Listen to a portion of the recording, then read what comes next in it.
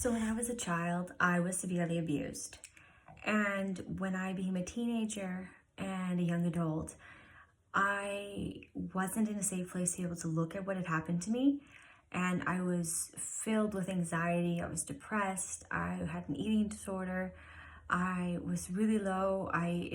There was a lot going on, just like normal teenagers and young adults. There's a lot going on. And to top it off, I had all these other struggles I was going with, and I couldn't cope. There was no one who was there to help me.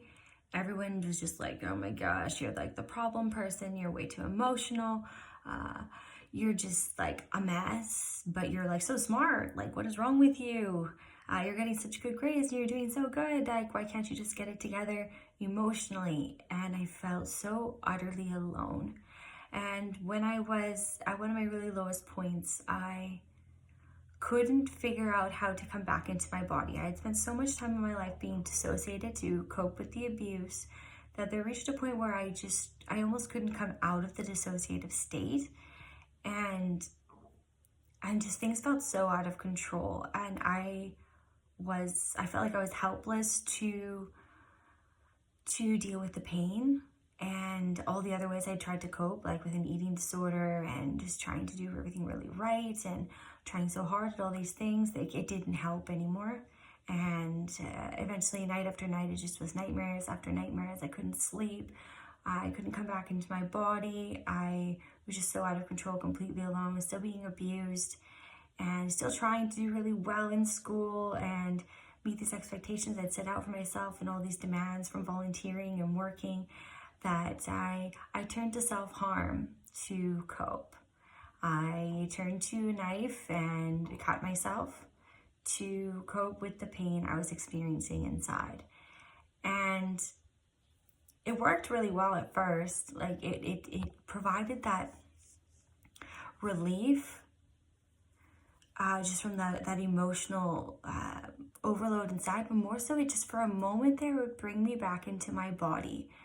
And I could sort of feel like I was actually alive, because I just was so dissociated and so out of it that I wasn't able to figure that out any other way.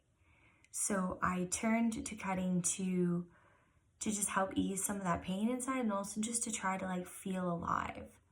Eventually, my mother, she found out that I was cutting, and she approached me, but more to, I don't know, I guess scare me into not doing it anymore.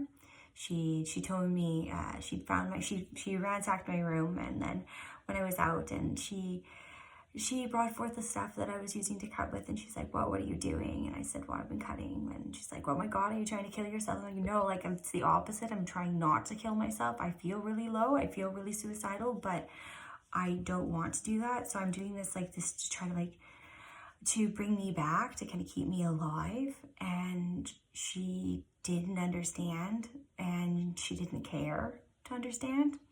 She threatened me, like, maybe I'll just have to take the door off your room. So like, because how am I supposed to sleep at night knowing that I could wake up in the morning and you'd be dead? And again, I said, have you done any research about cutting, self-harm, like to kind of like get an idea, to know something about it, so that you could kind of like have a talk about this? And she just kind of like looked at me, and then she ran away.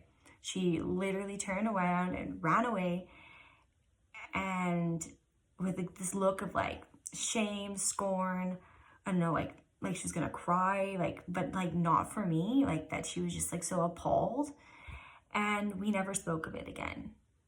Like, my mother knew that I was struggling this much, and she didn't do anything.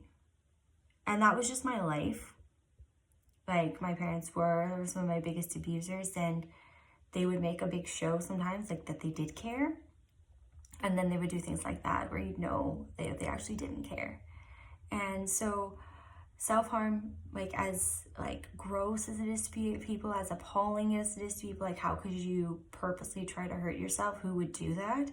Like, it's even like the people who you think have it all together or seem okay, like they're smart, they're doing really well, just because like it's not a stereotypical thing. You can't just be like, oh, well, that's that emo kid, they're cutting themselves. Like, No, it's a coping mechanism like any other coping mechanism, like unhealthy coping mechanism, and it serves a purpose. And telling somebody, just like telling somebody who uses drugs, telling them, no, you shouldn't use drugs, like they already know they shouldn't use drugs. They already know you shouldn't cut. We've turned to this because we feel like there's nothing else that will work. Like for me, I was eventually able to stop cutting because it was a choice I wanted to make. I was going to be having children and I didn't want to, I was like, how am I going to ever explain this to my children? Would I be okay with my children like coping like this? And I was like, well, no, so I can't set that example. So I need to figure out a way to heal this. So I white knuckled it. There was multiple times before that I tried to quit before, and I would stop for a bit, but I would eventually turn back to it. But eventually I reached that point where I was just like, no, I can't keep doing this. Like, this is not the life I want to live. I'm going to choose differently. And it did. It was really hard because the urges would still come in, because I would have these overwhelming feelings. I would feel like completely like I wasn't going to make it, and I needed something to help me. But for me, it was a resolve. I chose like, no, this is just not what you're going to do. You can't like live your life this way. And so that's a choice they made. You know, I used things like taking a rubber band, snapping it on my wrist, you know, the ice cubes, taking your fingernails into the palm of your hand, lots of physical exercise, just other tasks, as well as learning like a lot of self-healing techniques. Studied a lot of different healing modalities that really helped teach me coping mechanisms. And ultimately it was about finding that safety within my body, being able to look at the shame, look at the abuse I'd gone through, and just witness it, allow it to come up, give it that space, and let those feelings come out. I allowed myself to lie on the floor and sob. I allowed myself to take a hammer and smash a piece of wood to smithereens outside. I allowed some of those feelings, I allowed so many feelings to come out that weren't safe to have when I was a child within my family home. And when those feelings were able to come out, like I didn't have that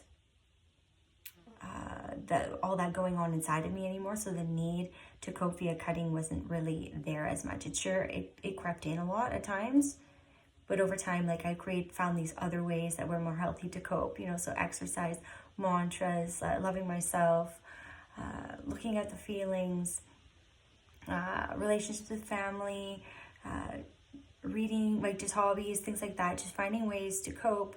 Like the grounding, finding that safety in my body, like somatic processing methods were really helpful. Like there's a lot of different techniques I used. And so I guess I'm here to say that like self-harm, if you know someone who's struggling with self-harm or you're struggling with self-harm, it isn't the end, and you're not a terrible person just because you've made these choices. Or if you know someone who's struggling like that, like they're not a crazy person. They deserve love that's coming from a place of hurt, and telling them to stop is not the answer. It's about finding the ways to offer love and support. So if somebody you know is struggling with self-harm, like the thing that would have really helped me was if somebody actually truly cared. If they were willing to sit with me while I cried. They're willing to sit with me while I didn't know, where they were just being willing to be there and saying like, I love you, I accept you, I'm here for you, I'm holding this space for you. Like those are the kinds of things I needed. I needed someone who was going to be able to be there for me. I would have been helpful if I had someone who was there for me that I could call or text at any time of the day when I was trying to quit cutting, so that I could have used them as their support, just like to know that I wasn't alone, just that reminder, like just even that, because it's that physical step to take. Okay, I feel like I need to cut, so I'm going to text this person, I'm going to call this person, I'm going to say I'm having a hard time. And even this knowing that person was there for me would have been enough. Wouldn't have not needed them to necessarily do anything or say any right thing.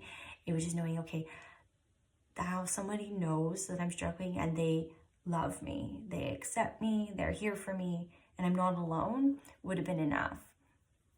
Like, it's not hard to truly be there for others. It really isn't. And people struggling with self-harm, they aren't asking for a lot. They're just asking for some love.